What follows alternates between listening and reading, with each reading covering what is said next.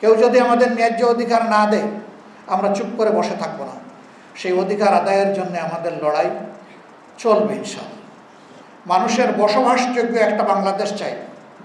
আমার শিশুর নিরাপত্তা চাই, সন্তানের নিরাপত্তা চাই, আমার মায়ের বোনের মেয়ের নিরাপত্তা চাই, ইজ্জতের নিরাপত্তা চাই। কোনো আধিপত্যবাদের কাছে মাথা নত করতে চাই না। মাথা সোজা করা একটা জাতি হিসাবে আমরা দাঁড়াতে চাই। এর জন্য আমাদের সংগ্রাম অব্যাহত থাকবে ইনশাআল্লাহ। আজকের এই আশুরার দিনে আমরা আরেকবার অঙ্গীকার করছি, আমাদের লড়াই হবে সকল অন্যায় এবং অসত্যের বিরুদ্ধে ইনশাআল্লাহ। ফেসিবাদ নতুন পুরাতন কিছুই বুঝি না। যেখানেই ফেসিবাদ সেখানেই প্রতিরোধ, সেখানেই প্রতিবাদ ইনশাআল্লাহ। ফেসিবাদের বিরুদ্ধে আমাদের এই লড়াই অব্যাহত থাকবে। প্রিয় দেশবাসী, অনেক ত্যাগ এবং কুরবানি স্বীকার করেছেন। হয়তোবা আরও ত্যাগ এবং কুরবানির জন্য আমাদেরকে প্রস্তুত হতে হবে।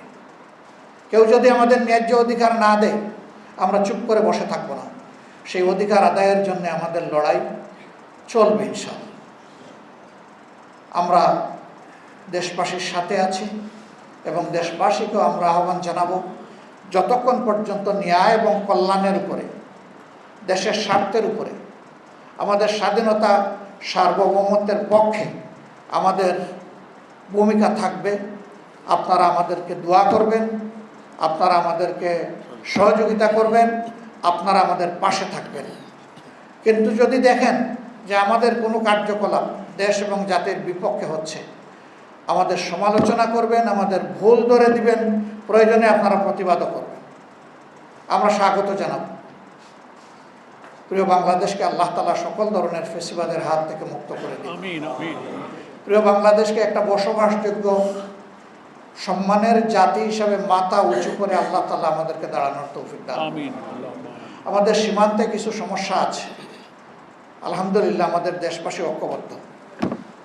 মুসলিমে বিজিবির পাশে গোটা দেশবাসী আছে। আমরা মহান আল্লাহর সাহায্যে সকল ধরনের হেজিমনিকে আমরা ইনশাআল্লাহ রুখে দিতে পারব। শুধু প্রয়োজন জাতীয় ঐক্যের। এই জন্যে জাতীয় স্বার্থের জায়গাগুলোতে সরকারি দল বিরোধী দল বুঝি না, এই জায়গায় আমাদেরকে ঐক্যবদ্ধ থাকতে হবে ইনশাআল্লাহ।